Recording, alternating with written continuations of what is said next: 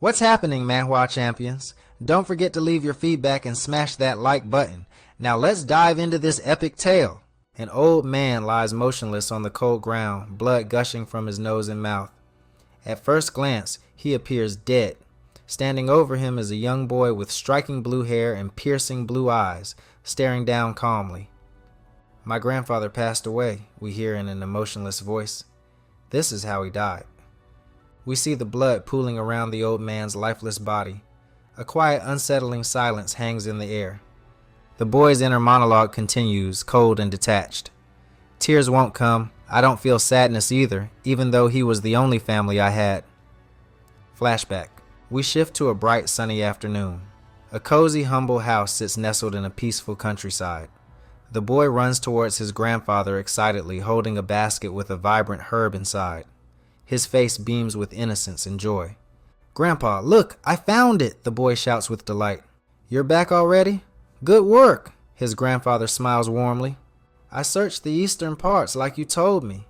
It was exactly where you said it would be," the boy replies, proudly holding up the herb. "Oh, it's quite big too," the grandfather praises, gently taking the herb.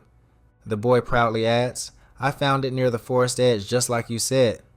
The grandfather's expression shifts suddenly, his voice cautious and tense. "So, did you kill the fox cubs in that area?" Confused, the boy looks up sharply. "Huh? Why would I do that? Their mother would be sad if she came back to find them dead." The old man breathes a quiet sigh of relief. His eyes soften again as he places a hand gently on the boy's shoulder. Good. That's important. But promise me something." His voice lowers, growing gravely serious. "Jeong, promise me this. The true nature you hide inside, never reveal it to anyone." The boy pauses, his innocent eyes flickering with hidden darkness. "I don't think I can keep that promise." We snap back to the present. A sinister blue aura erupts violently from the boy's body, swirling around him in a smoky haze. Pure rage radiates from his being as he picks up a bloody sickle from the ground and charges toward his fallen grandfather's body. This marks the beginning of our story. We now see Jeongyang County from above, a bustling town filled with life. A crowd gathers along the main street, staring at a procession of wooden carts led by guards. The carts are filled with captured bandits and petty criminals. The townspeople sneer and jeer. "Look at those useless bastards," someone shouts. "Mountain bandits, parasites," another yells. In one cart sits the blue-haired boy, Jeong, cuffed and bloody, yet seemingly indifferent. From a nearby tavern, two men observe the procession. One is tall and slim, sipping tea thoughtfully. The other, a round-faced man in a white robe wearing a straw hat, leans closer. "The young one in the middle," says the slim man, gesturing toward Jeong. "He's about the same age as the young master." The straw hat man watches intently. Interesting. S.O. young, yet already infamous. From the crowd, someone hurls a rock at Jeong. It hits him squarely on the face, fresh blood trickling down his forehead. "You deserve more than divine punishment," yells the attacker as the crowd roars approval. Unfazed, Jeong lifts his cuffed hands, calmly brushing his bloodied blue hair aside. His serene composure sends a chill down the spine of everyone watching. "Yikes.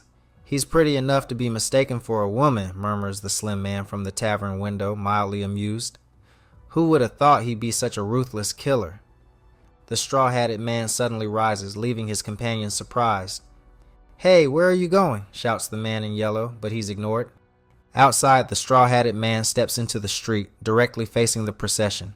His eyes lock onto Jeong, a faint smile appearing beneath the shadow of his hat. "I found you."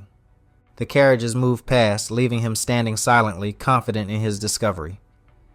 Evening descends upon the Golden Jade Hall, a prominent castle within Jeongyang County. The soft glow of lanterns casts long shadows along the stone corridors, patrolled by stern-faced guards. Deep within the hall's cold prison cells, the blue-haired boy Jeong sits silently, chained and battered, yet his eyes burn with intense resolve. "I was too rash," Jeong admits bitterly in his thoughts, bloodied and chained. "That bastard!" His mind drifts to the recent past, a confrontation before his capture. The scene reveals a sinister figure, a man in a straw hat with scars marking his face, eyes gleaming ominously beneath his tattered hat. "Impressive," the scarred man sneers mockingly, his grip tight around Jeong's throat. "I wonder who was trailing me, but just some unknown kid?" His eyes flash a chilling crimson hue, causing Jeong's pulse to quicken. "This man, he's a monster," Jeong realizes grimly. "I finally found the one who killed Grandpa, but he's different. He defeated me before I could even move."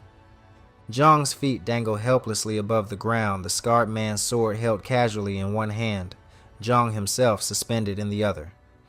Even if I fought him again, the result would be the same, Jeong thinks bitterly, returning to the harsh reality of his prison cell. "I don't see any way to kill him." Jeong's expression hardens. "Martial arts," he whispers quietly, eyes narrowing thoughtfully. "If I learn martial arts, would I stand a chance?" But despair soon clouds his thoughts. Will I even get that chance? I may never have another opportunity. Suddenly, a faint mist seeps beneath his cell door, swirling softly around his feet. Jeong sniffs cautiously, suspicion flickering in his gaze. Smoke? Fire? No, it smells different. His eyes sharpen as he identifies the scent instantly, thanks to years spent gathering herbs with his grandfather. Lizard's tail, purple parsnip, valerian root. He recognizes each distinct aroma as the guard outside his cell collapses silently to the ground, unconscious. Birthroot, sleep aroma. Around him, guards slump to the floor, overcome by the potent herbs.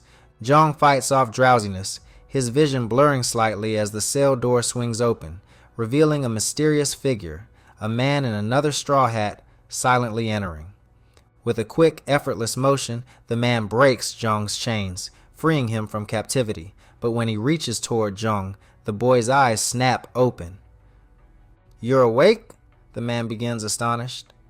Before he finishes, Jeong strikes viciously with his knee, catching the man off guard and sending him sprawling onto the cold floor. Without hesitation, Jeong dashes through the open cell door into the corridor. "I don't know what's going on, but this is my chance," he thinks desperately. "I stayed awake thanks to how badly the herbs were mixed." Suddenly, a sharp shock jolts his body, halting his escape. Jeong's body stiffens painfully as 3 projectiles strike him from behind, paralyzing him. "What?" Jeong gasps in disbelief as the straw-hatted man calmly approaches, towering behind him. "I've targeted your pressure points. You can't move anymore," the man announces calmly, eyes gleaming under his hat. "When did he catch up to me?" Is this martial arts? Jeong wonders, panic rising in his chest. Without warning, the man lands a powerful punch into Jeong's back, sending him crashing violently against the stone wall. "A martial artist?" Jeong coughs weakly, blood trickling from his lips as he collapses to the ground. "Could he be the one who killed Grandpa?" Jeong peers at his attacker through blurry eyes, shaking with pain and fury. "No, they look similar, but that bastard had a scar over his left eye," Jeong realizes, his body trembling uncontrollably as darkness creeps into the corners of his vision. A shadowy figure emerges from the darkness of the dungeon corridor. A man cloaked in a long black robe, wearing a wide-brimmed straw hat. His voice echoes softly through the chamber. "Guard Kam? Is it him?" Guard Kam, dressed in a deep crimson robe, turns respectfully toward the newcomer. On the cold stone floor, Jeong raises his head weakly, confusion clouding his bloodied face. "Yes, young master," Guard Kam replies obediently. "Prop him up," the young master orders calmly, "and bring me a chair." Guard Kam swiftly complies, grasping Jeong roughly and lifting him upright. The young master's silhouette steps forward from the shadows, pushing away the stench of the jail with disgust. "Ugh, it stinks in here," the young master remarks disdainfully. "Such a disgusting place." As Jeong's vision clears, his eyes widen in shock. Standing confidently before him is a young man identical to himself. Blue hair, striking blue eyes, and even the same face. "For someone who looks exactly like me to appear in this very situation," the young master begins, taking off his straw hat to reveal a mischievous smile. "Could anything be more fateful?" "Young master," Jeong whispers, his voice barely audible. Life is truly unfair, the young master muses leisurely, seated in comfort. We share the same face, yet I was born a noble, while you, a death row inmate scheduled to be drawn and quartered in 2 days. Jeong quietly confirms, his voice strained but firm. Yes. The young master leans forward, eyes glinting with mischief. But fate has intervened. I'll give you a chance to change your fate. Jeong remains silent, sweat dripping down his forehead. It won't be difficult, the young master continues smoothly. You'll merely live as my stand-in, Mok Gyeong-woon, safely tucked away in the manor. Delicious food, pretty servants. What's there not to like? Once this little charade is over, you'll walk away unharmed. Jeong's breath quickens as hope sparks in his eyes. A chance? Guard Kam reaches into his robe and produces a small red pill, holding it toward Jeong. If you agree, swallow this, Kam states coldly. Jeong eyes it warily. Is it poison? The young master chuckles. Do you think we're fools? It's insurance. Take it or leave it. Jeong hesitates only for a brief moment. Grandpa, he thinks, resolve surging through him. I've been given a second chance. Without another word, Jeong opens his mouth and consumes the pill, determination radiating from him. The young master smiles wickedly, satisfied. Excellent choice, the young master purrs, eyes glittering mischievously. Guard Kam, you can release his restraints now. Yes, young master, Kam responds, swiftly hitting precise pressure points to unlock Jeong's sealed energy and releasing him from his shackles. Jeong rises slowly, breathing deeply as he flexes his freed limbs.